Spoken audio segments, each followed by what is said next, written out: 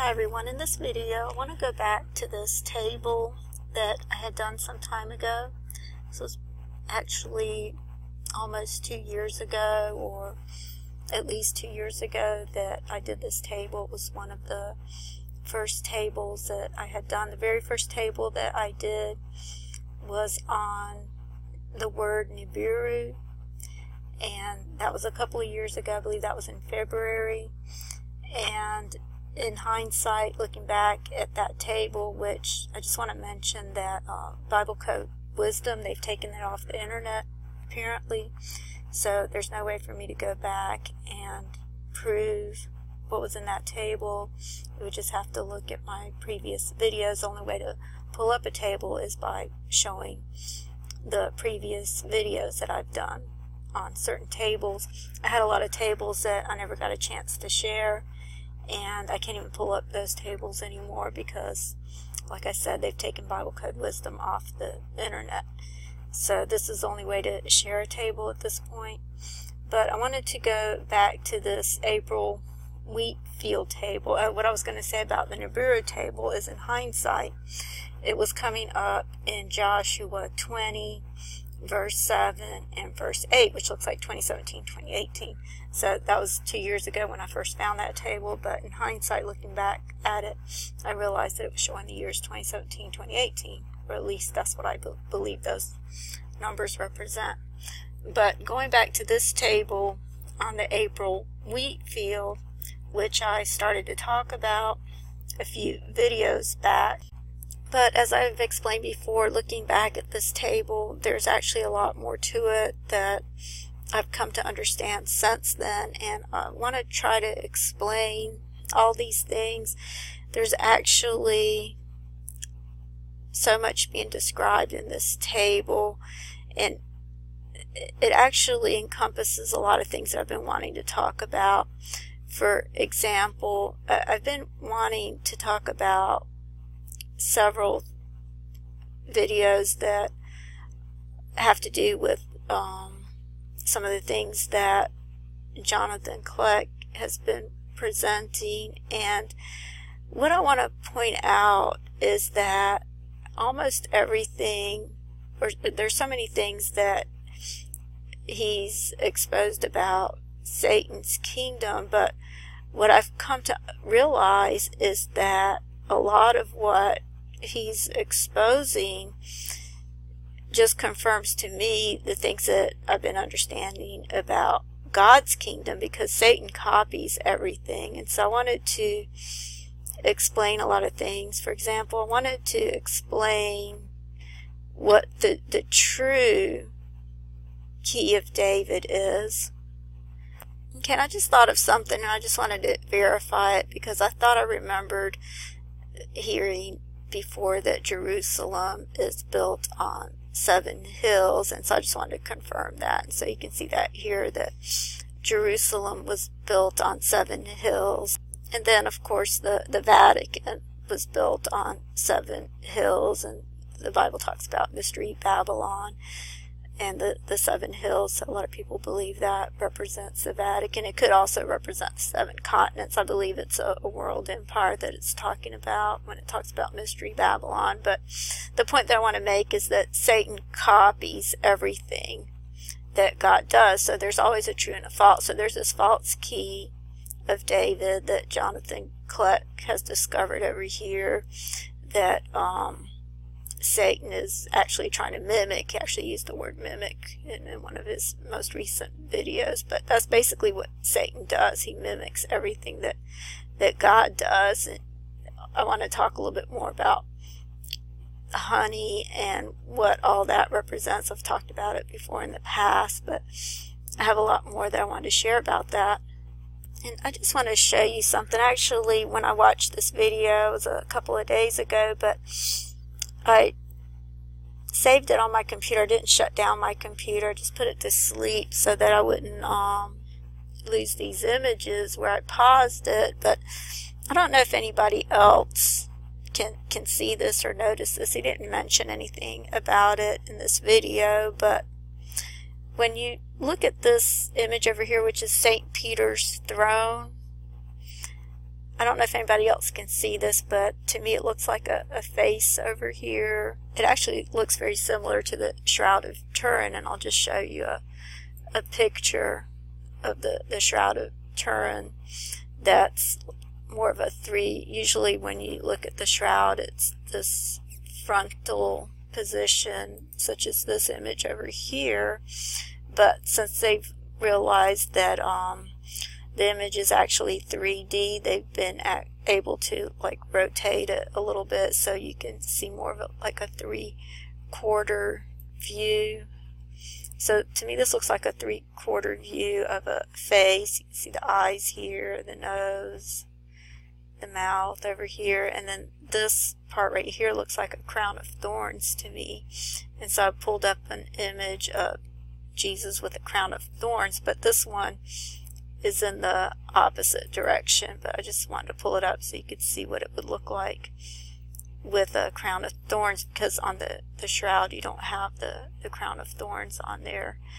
But with the crown of thorns, if you look at it, this isn't exactly a 3/4 view, but you can get an idea of what that would look like just to make a comparison with this image over here. So I don't know if this was intended, if it's intentional, but I believe there's always a true and a false. So there's Satan copying God's kingdom, and then there's a true version for everything. Okay, I was trying to find an image of it where it's more clear in the video, but I just wanted to show you that it doesn't always look like that, so I just pulled it up in Google Images. But if you look at it up close, you can see that it doesn't really have a face on there. It's just a throne. But for some reason in these images where it's not as clear, and I'll just play this a little bit so you can see it. So you can see it this way too, even smaller. For some reason when it's not very clear, it looks like a face, at least to me. But that's not what the original intention was. Because as you can see from these images, it looks like this. But the other thing that I wanted to point out is how this Simpsons episode is actually God's plan that's being portrayed here, just as it was with the commercial that I talked about in one of my videos, which was this one over here, which was a Strongbow beards representing the same thing. And this is actually what is being represented in this table. And so this is something I've been wanting to talk about for quite a while, ever since I did this video over here with Leland Jones and the Great Pyramid of Giza in the background. In this video I talked about how Leland Jones made a discovery about the word Giza. Okay, what he discovered is in Isaiah 19:19, where it talks about the Great Pyramid of Giza, and God refers to it as a pillar in the land of Egypt, in the midst of the land of Egypt, and at the border. And the word pillar in the Hebrew is a word that actually means the stump or the stalk of a tree. And what he realized is that there's another word in the Hebrew that means the exact same thing. It means a stalk of a tree, and that word is Giza. It's pronounced just like the Great Pyramid of Giza, and Strong's number 1503, which that's an interesting number because there was 153 fish that were caught in the net. And so the Great Pyramid of Giza represents the temple of God. I've talked about that before, just as well as Leland Jones talked about it in this video over here, how there's 143 or 144,000 casing stones that covered the Great Pyramid of Giza. And so what I wanted to show is how the Great Pyramid of Giza also represents Jesus, because the word means the stalk of a tree. And I wanted to talk a little bit more about Isaiah 11. But you can see the stalk mentioned here in this table, where it talks about the holy seed, and this is something I had brought up when I did this video some time ago on this table, and I talked about how Jesus is the holy seed and how this is all about DNA and a representation of the DNA. But at the time, what I didn't understand completely is what was being represented by the stalk, which is the word Giza in the Hebrew, and the tree being felled, which is exactly what's being represented in this Simpsons episode. Okay, and so the point that I wanted to make, or at least one of the points that I wanted to make in this video, is that the true key of the city of David would be this right here. I believe this is the true key of David, and of course Jesus would be the only one who has the key to the city of David. Just as it says in Revelation 3:11, it says, "And to the angel of the church of Philadelphia write, These things saith he that is holy, he that is true, he that hath the key of David." Of course, this is talking about Jesus. Jesus is the only one who is holy and true. "He that openeth, and no man shutteth, and shutteth, that no man openeth." Only Jesus can do that.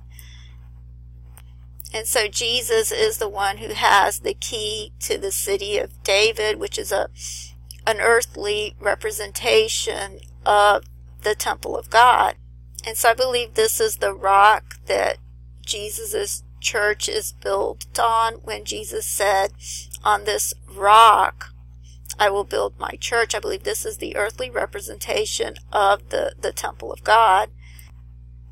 Okay, you can see that here in Matthew 16:18, where Jesus said, "Thou art Peter," which means rock, "and upon this rock I will build my church, and the gates of hell shall not prevail against it. And I will give unto thee the keys to the kingdom of heaven. And whatsoever thou shalt bind on earth shall be bound in heaven, and whatsoever thou shalt loose on earth shall be loosed in heaven." So I believe this is the rock that God's church is built on. And it's interesting that if you look at the location where Jesus was at, that it just conveniently gives a location of where Jesus was when he said this.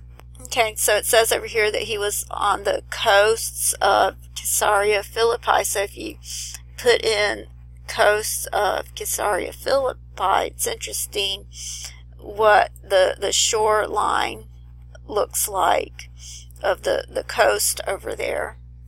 Okay, I tried putting this location in Greek as well, and so you can see the same overview. You can see the harbor over here, and then there's this peninsula, and you can see this other image of it as well. So okay, so this is what the coasts of Caesarea Philippi look like when Jesus said, "On this rock I will build my church." And it's interesting that that comes up in verse 18. Okay, but if you go to Isaiah 22:22, where it talks about the key of David, and I've explained before how the number 22 is a number having to do with DNA, but it says, "And the key of the house of David will I lay upon his shoulder, so he shall open and none shall shut, and he shall shut and none shall open. And I will fasten him as a nail in a sure place, and he shall be for glorious throne to his father's house, and they shall hang upon him the glory of his father's house, and the offspring and the issue, all vessels of small quality, from the vessels of cups even to all the vessels of flagons. In that day, saith the Lord of hosts, shall the nail that is fastened in a sure place be removed." And now this is talking about the nail that's already there, "and be cut down and fall, and the burden that was upon it shall be cut off, for the Lord hath spoken it." Okay, and here's a commentary that speaks about that and how the nail that's cut off is referring to the Antichrist. But the thing that I wanted to point out, what this has to do and what this has in common with the table that I was talking about earlier, is this name right here, which is a representation of Christ. This is who it's talking about here, but it's ultimately referring to Christ. but I'll have to explain how this is connected with the Fuller's field and the table in the next video.